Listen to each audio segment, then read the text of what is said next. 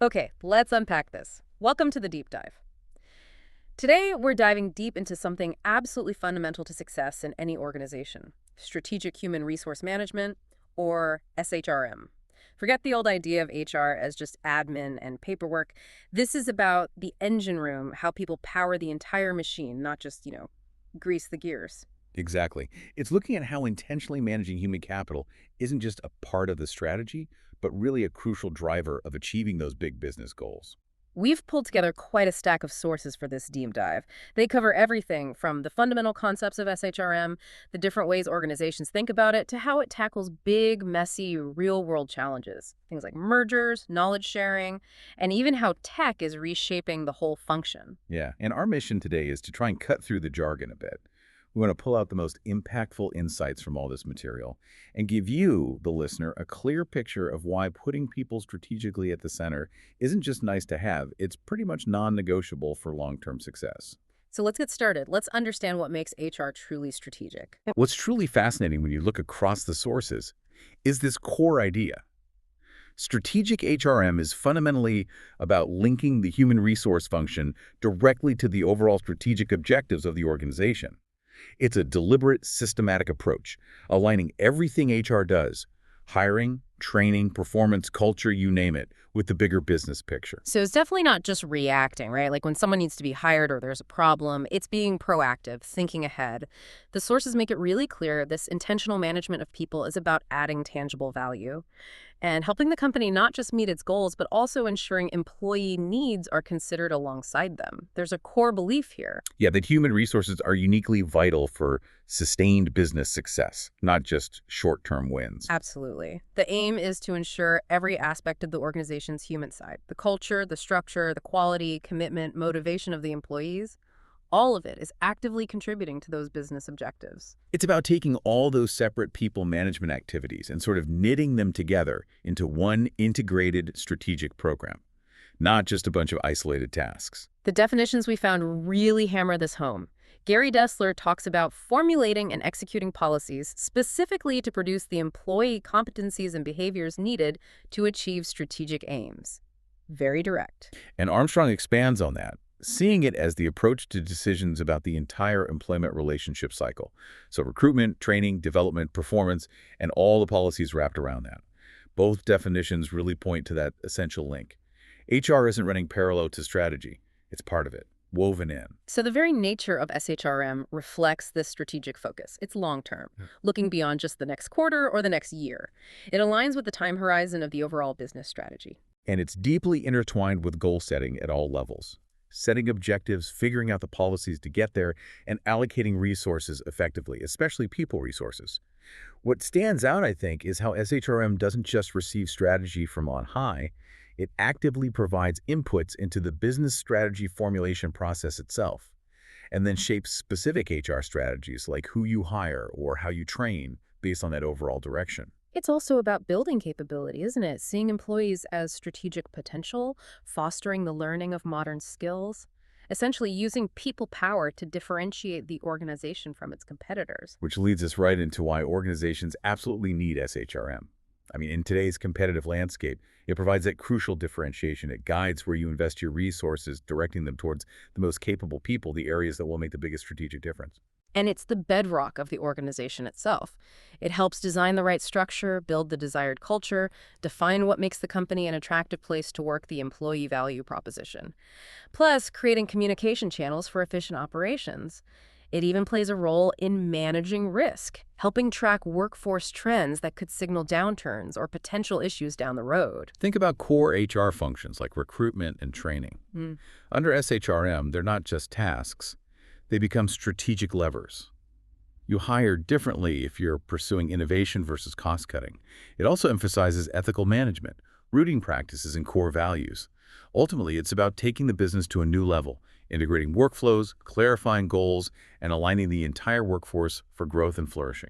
The sources list so many benefits it's almost overwhelming, identifying external opportunities and threats by understanding workforce implications, Right. clarifying the business strategy itself by focusing on the people needed to execute it, Makes sense.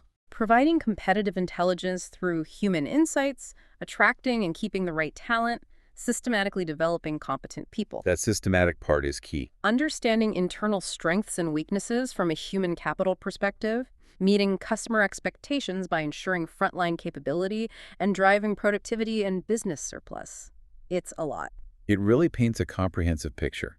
And a crucial insight for you, listening, is that SHRM means consciously balancing the interests of all stakeholders, employees, employers, management, with a focus on foundational human elements: development, empowerment, leadership, well-being, and the quality of work life. It's not just about the company winning. It's about building a system where everyone can contribute and thrive. That focus on people as central really defines its multiple roles, doesn't it? There's the clear strategic role, sitting at the table, contributing to business decisions, and translating the big picture strategy into actionable HR plans. Definitely. Then there's the information and decision-making role, providing data and insights on workforce trends, advising on best practices, maybe customer service efficiency or new product development angles, and making informed decisions on tricky employee relations challenges.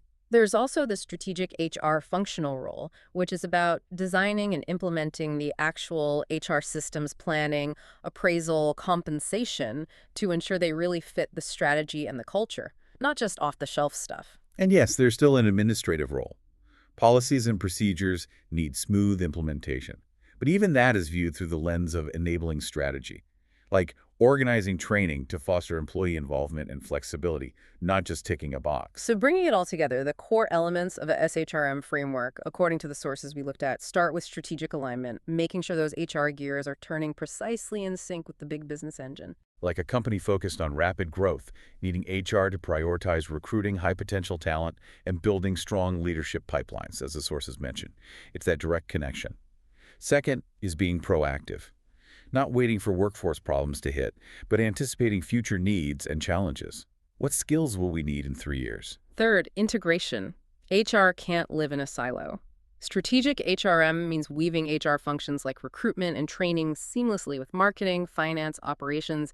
Every part of the business needs to be connected. And finally, a focus on sustainability and adaptability.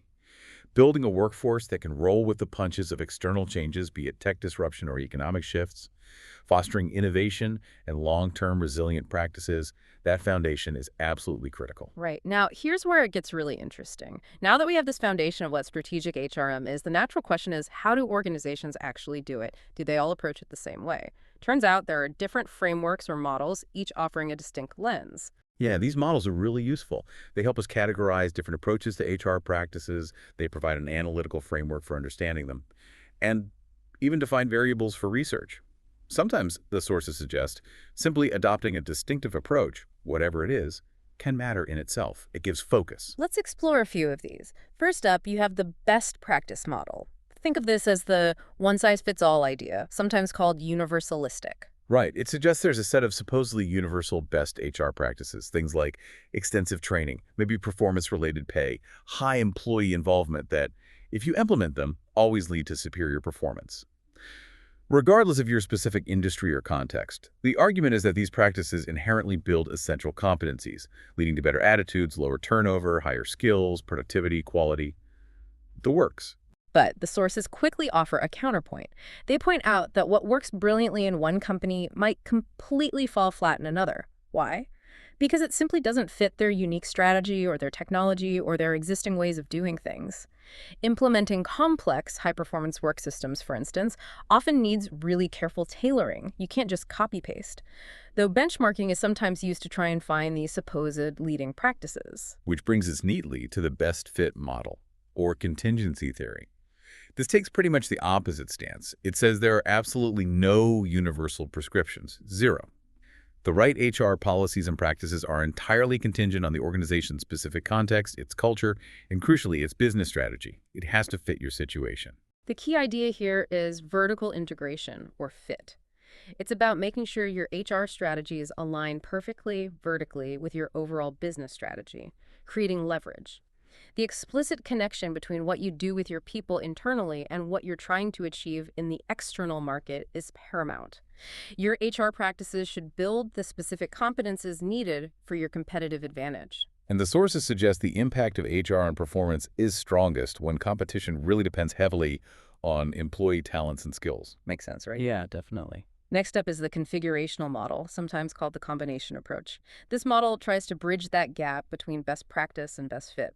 It argues that success requires both external fit, aligning HR with your competitive strategy, and internal fit, ensuring consistency among your various HR practices themselves. They have to work together.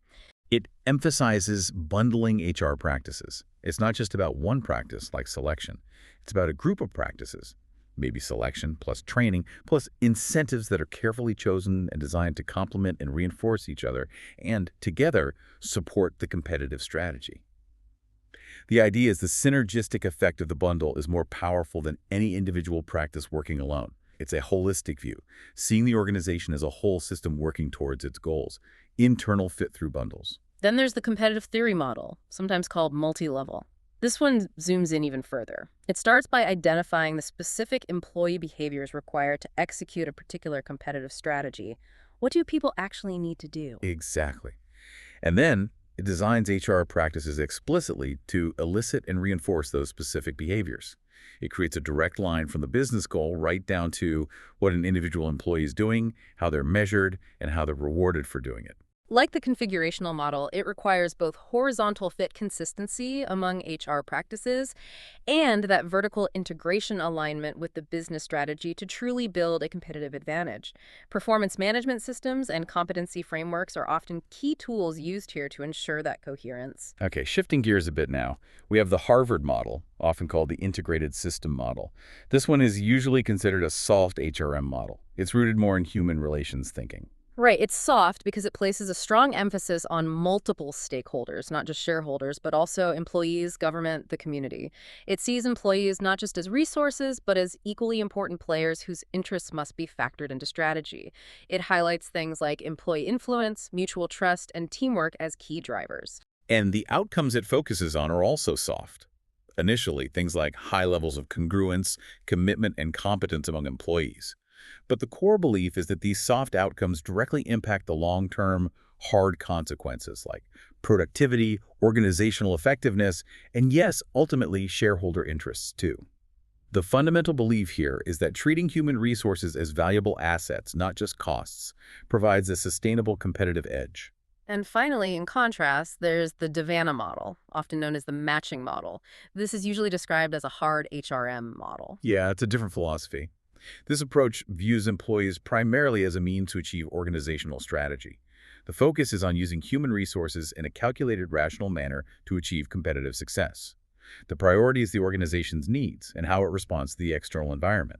It looks at things management can control: strategy, structure, culture. The sources do note it might sort of overestimate management's power sometimes, and it assumes increasing productivity is the main driver for improving HRM. The core idea is matching the firm's mission and strategy to its structure, personnel needs, tasks, and systems, and then using HR systems to manage people specifically to meet those strategic goals.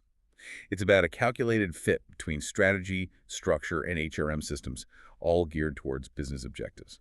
Okay, so those models give us different philosophical starting points for SHRM. Now, let's move from theory to strategic HR in action. How does this actually translate into improved performance in specific areas? How does it work on the ground? Well, the sources describe a pretty powerful value chain. SHRM contributes significantly to developing a high-performance culture. You hear terms like high-performance work systems, HPWS, smart working, agile working. These are approaches often characterized by things like an open culture, real investment in people development, and focusing on measurable outcomes. And the chain goes something like this. Strategic HR practices directly influence things like employee commitment, engagement, motivation, and skills, the people stuff. Right, which then leads to improved organizational performance, tangible things like better quality, higher productivity, superior customer service. And ultimately, that improved organizational performance translates into better financial results. There's a clear line connecting strategic people management to the bottom line, even if it takes a few steps. Exactly. It's not just wishful thinking. Let's look at some specific strategic areas where HR plays a pivotal role, according to our sources. Starting with knowledge management, or KM.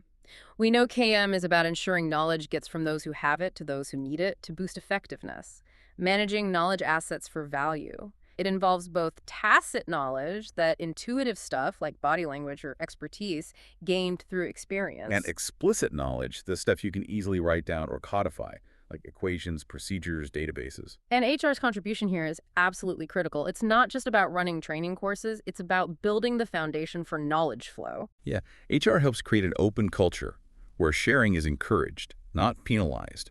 It fosters the trust and commitment essential for people to actually share what they know. It advises on organizational structures that naturally facilitate knowledge exchange, breaking down silos. They also play a role in ensuring valuable employees who hold and contribute knowledge are retained. You don't want that walking out the door. And Okay. figuring out how to motivate people to share, maybe through performance reviews that recognize collaboration or other forms of recognition. Plus developing learning processes and forums, workshops, communities of practice, maybe symposia for that crucial person-to-person knowledge transfer, especially for tacit knowledge. They even work with IT to help capture and codify explicit knowledge and, importantly, champion KM to senior leaders, making the case for its strategic value. HR helps embed KMN into the strategic plan itself, identifying needs, capturing knowledge, sharing it, using it, evaluating it. Okay, another complex area HR navigates strategically is industrial relations, or IR. This is all about the relationship dynamics between management and employees, often involving unions and regulatory bodies. It's a space with varying perceptions, as the sources note. Some see it as inherent class conflict, others as mutual cooperation, or maybe competing interests that need balancing.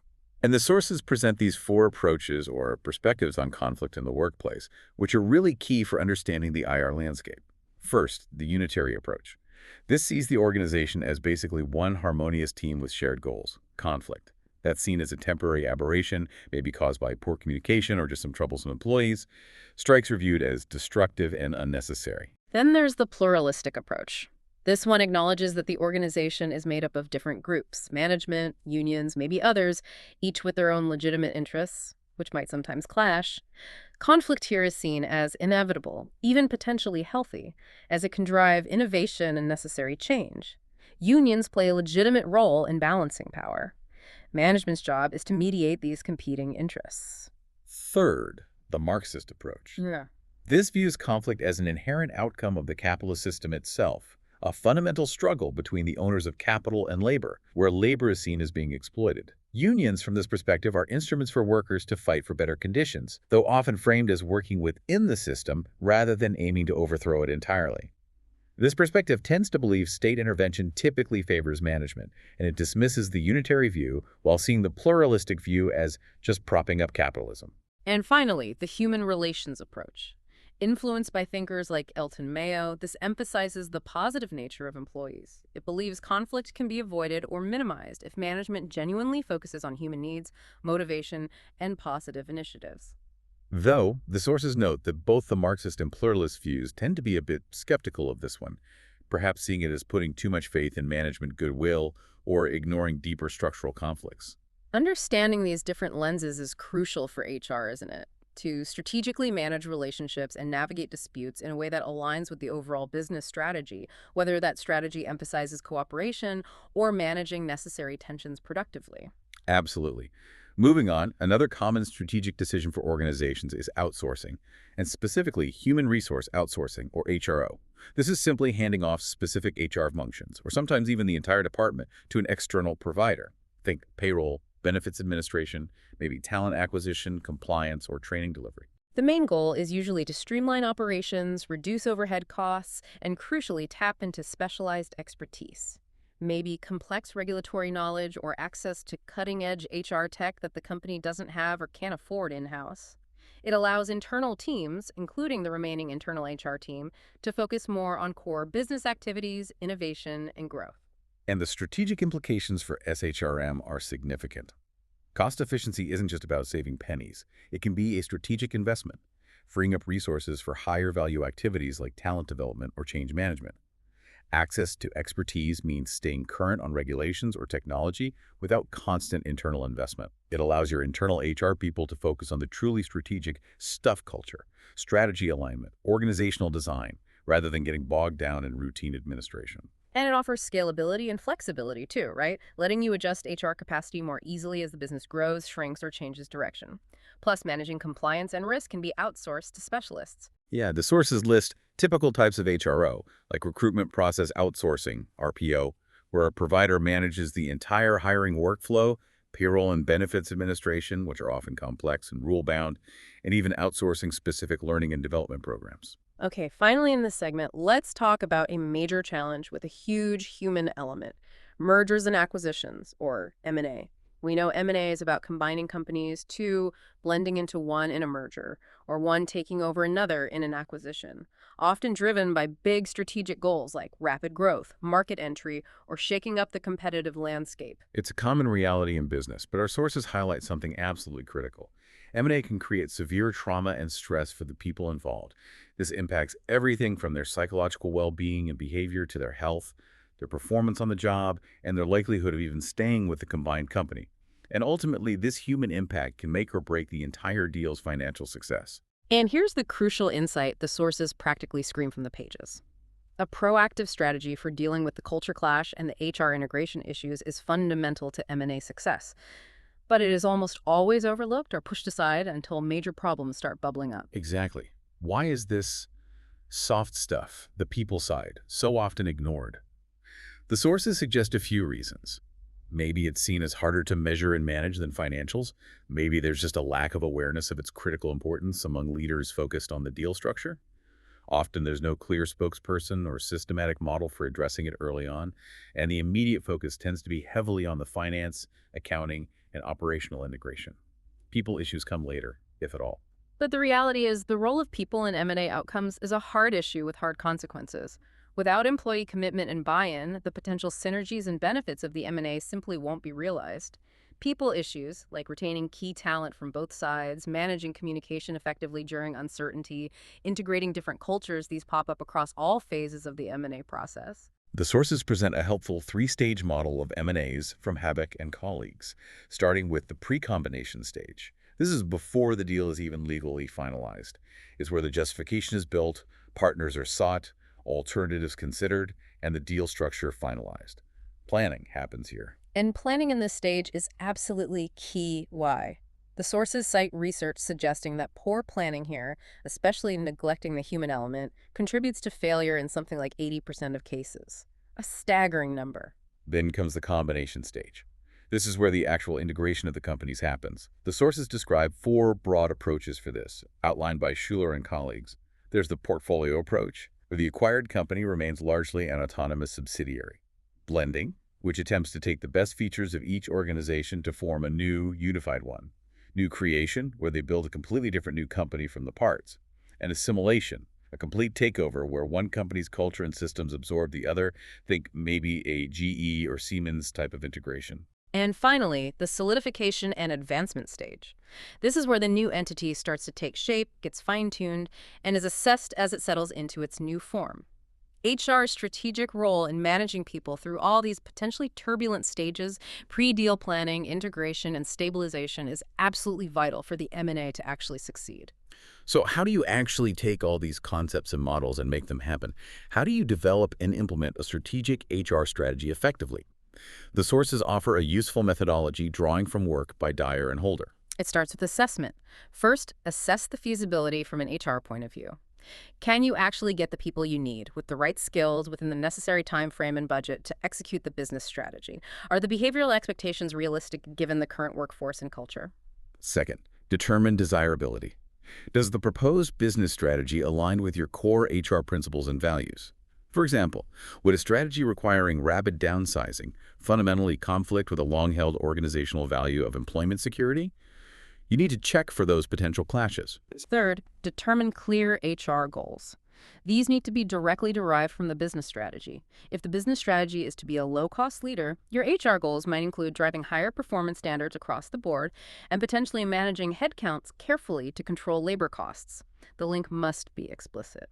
And fourth, decide the means, the specific HR policies and practices to achieve those goals. This is where you aim for that close external fit, ensuring your HR actions align with the business strategy and the external environment and internal fit, making sure HR practices are consistent with each other and create synergy. You adapt flexibly, but ensure coherence. Then comes strategy implementation. This is where the rubber meets the road, translating that chosen strategy into real organizational action. It's about building the organizational capability needed, allocating resources, people, budget, to the right activities, creating supportive policies, driving continuous improvement programs, linking reward structures to the desired results, and providing strong, visible strategic leadership. And the sources really stress this. Even the best-laid strategy fails without proper execution. There needs to be a good fit between the strategy itself and the key organizational dimensions like structure, reward systems, resource allocation, and culture. If they're not aligned, implementation will likely falter. This highlights that it's definitely not always smooth sailing. There are significant challenges in actually doing strategic HRM effectively. One common one mentioned is a short-term mentality. Leaders are often under pressure to focus only on current performance metrics, making it hard to invest in long-term human capital development, which is core to SHRM. There can also be, frankly, strategic inability within the HR function itself. Maybe a lack of technical knowledge, insufficient training in strategic thinking, or just being stuck in an operational mindset. And unfortunately, sometimes there's still a lack of appreciation for HR's potential strategic value from top management. HR isn't always seen as a strategic partner. The difficulty can also arise from not fully understanding the crucial roles that line managers play in implementing HR strategy. It's not just HR's job. This can lead to disconnects. It's also genuinely tough sometimes to quantify the outcomes of softer but strategically important things, like employee participation, engagement, or organizational learning. How do you put a hard number on that? And a persistent challenge is the perception of human assets versus other assets. Investment in people is sometimes seen, wrongly perhaps, as higher risk compared to investing in new technology, even though, as we know, it's the people who make the technology work and drive innovation from it. Finally, resistance to change is a major hurdle in implementing any strategy. And this is especially true if the incentives or support for employees who are expected to adopt new ways of working under the new strategy are insufficient or unclear. People need a reason to change. But the good news is the sources also offer ways to overcome these challenges and increase the chances of successful SHRM implementation. It starts with thorough analysis. Understand the business needs deeply, analyze the existing culture, scan the external environment, maybe using tools like SWOT or pestle analysis to get a clear picture. Then, clearly formulate the strategy itself. Outline the rationale behind it, the specific aims, and the expected costs and benefits. Make the case. Crucially, you need to gain support, broad support, not just from top managers, you'll need a strong business case for them, but also from line managers who have to implement it, from employees who have to live it, and potentially from unions. Communication and genuine involvement are key here. Before diving headfirst into implementation, assess the potential barriers realistically. Is there indifference, active hostility, or simply a lack of necessary resources like time or budget? The sources wisely advise against rushing implementation unless you have secured reasonable support and the necessary resources are actually in place. Don't set it up to fail. Prepare detailed action plans. Define clearly what needs to be done, who is responsible for each part, and by when. This often involves a proper project plan, robust consultation processes, clear communication strategies, and providing any necessary training. Then, project manage the implementation actively. Yeah. Don't just launch it and hope. Monitor progress, identify problems quickly as they arise, and deal with them proactively. And finally, follow up and evaluate the results systematically. Use methods like employee surveys, interviews, focus groups, and performance data to measure whether the strategy is actually achieving its intended outcomes and strategic objectives. Learn and adjust. Okay, let's add a final crucial layer to this whole picture. The tech layer, specifically looking at EHRM and HRS. EHRM is essentially using electronic means powered by technology to manage HR functions. Everything from employee records and time tracking to training delivery and benefits administration. Right. It's taking traditional HRM and leveraging web-based technology and other digital tools to make it more efficient and effective. The benefits are potentially huge. Improved communication flows, instant access to information for both employees and managers, think self-service, streamlined processes, reducing paperwork and manual effort, and ultimately enabling better, faster decision-making because you have real-time data and analytics at your fingertips. The sources mention different types or levels of EHRM. Operational EHRM focuses on automating those routine administrative tasks. Relational EHRM aims to improve the interaction and relationship between HR managers and employees through tools like portals and self-service options. And transformational EHRM seeks to fundamentally change how HR functions operate and deliver strategic value, perhaps through sophisticated talent analytics or integrated workforce planning systems. At the heart of almost all EHRM initiatives is the HRIS, the Human Resources Information System. Think of it as the central database. It collects, stores, analyzes, and reports on all your people and job-related data in one accessible, integrated place. Developing and implementing an effective HRIS is itself a major strategic undertaking within EHRM. It's the backbone. And the strategic benefits of getting the HRIS right are significant. Enhanced efficiency by automating countless manual tasks, freeing up HR time for more strategic work, enabling genuinely data-driven decisions with real-time access to workforce analytics. Supporting strategic alignment by providing data that can clearly show how HR activities are contributing or not to overarching business goals. Improved talent management by streamlining recruitment, onboarding, performance tracking, and development processes, and often significant cost reduction through efficiency gains and reduced errors. The development steps typically involve, first, a thorough needs assessment to really understand what the business requires from the system.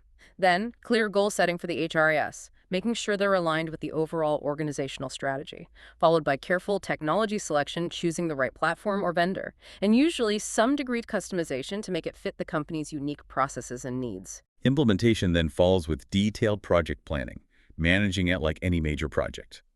Crucial data migration, getting accurate, historical, and current data into the new system is paramount and often tricky.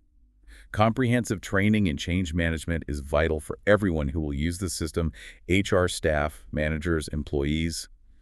Thorough testing and evaluation before you flip the switch. And then the go live, followed by ongoing support and continuous monitoring and improvement.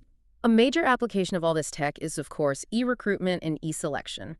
This is the entire online process of attracting candidates, evaluating them, selecting the best fit, and even aspects of onboarding. It leverages a whole suite of tools: online job portals, corporate career websites, specialized job boards, social media platforms like LinkedIn, applicant tracking systems. And the advantages are clear. It allows companies to reach a much larger, potentially global pool of candidates far more easily than traditional methods.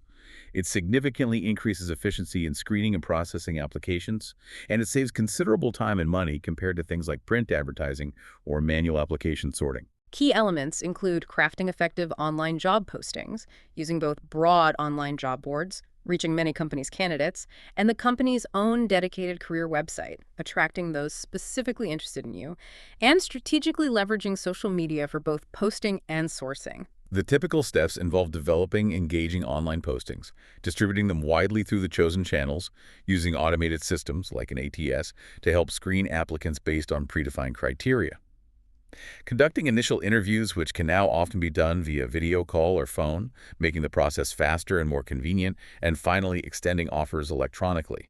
Methods include active sourcing through online databases and social media, leveraging employee referrals digitally, using the ATS effectively, conducting online skills or personality testing, and even targeted email campaigns. The strategic purposes driving the adoption of e-selection are pretty straightforward: cost reduction in the hiring process, maximizing the utilization of human capital by finding the best possible fit more efficiently, and contributing to organizational sustainability through more effective and data-informed hiring practices. And technology transforms learning too. Virtual learning and orientation, using digital platforms for training and development, isn't just about convenience anymore. It allows learning programs to be incredibly flexible and accessible anytime, anywhere. It's often more cost-effective than traditional classroom training. It enables highly customized learning paths tailored to individual needs or specific strategic skill gaps. It can enhance engagement through interactive formats like simulations or gamification. It supports continuous, just-in-time development, crucial in today's fast-changing world. And importantly, it allows HR to directly integrate its strategy for developing people with the overall business goals. E-performance management is another key area, using technology to facilitate the tracking, evaluation, and improvement of employee performance. Technology can help with objectively measuring certain types of activity or output, like computer monitoring in some roles, provide digital tools for managers and employees to collaboratively set goals and write reviews, and generate structured feedback more regularly. The aim is always to increase productivity, competitiveness, and employee motivation through a clearer, more efficient process. And finally, let's touch on HR portals.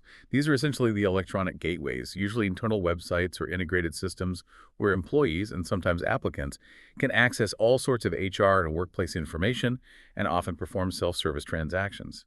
They're designed to be dynamic and interactive, not just static repositories of documents. Think of the kind of content you find there.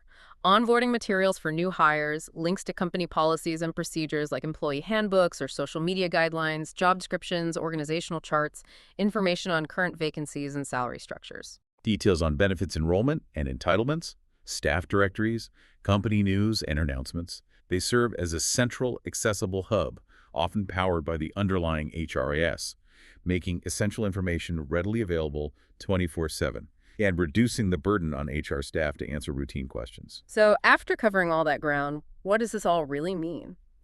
We've journeyed from the core philosophy of strategic HRM, understanding why HR needs to be strategic, that fundamental linkage, through the different models that offer distinct approaches or lenses for thinking about how to achieve that strategic alignment. We've explored key strategic areas where HR plays a very hands-on, critical role, from fostering knowledge sharing and navigating the complexities of industrial relations to managing the human chaos often involved in M&A and strategically leveraging outsourcing options. We've seen the systematic process involved in actually developing and implementing an HR strategy, acknowledging the real-world challenges that inevitably pop up, and importantly, exploring ways to tackle them effectively. And we finished by looking at how technology, through things like EHRM and HRIS, isn't just automating old tasks, but is actively powering and enabling a more modern, data-driven, and strategically focused HR function. I think what stands out most, for me at least, is that strategic HRM isn't some isolated HR department initiative. It is a fundamental pillar of the overall business strategy itself. It's about consciously, intentionally leveraging your organization's human capital, the unique skills, knowledge, creativity, and capabilities of your people to build a genuine competitive advantage and ensure long-term sustainable success. Absolutely. Remember that value chain we discussed earlier. Strategic HR practices directly fuel things like employee engagement, commitment, and capability. This, in turn, drives better organizational performance, quality, innovation, customer satisfaction, and ultimately that translates into improved financial results. It's a direct, even if sometimes complex, measurable impact. So the final provocative thought for you, our listener, to consider as you apply these insights is this. In a world that seems defined by constant technological disruption, rapidly shifting markets, and an increasingly unpredictable external environment, is focusing intently on the human side of strategy, building a truly resilient, adaptable, innovative, and committed workforce, perhaps the most stable and sustainable path to enduring organizational success. Something to definitely mull over.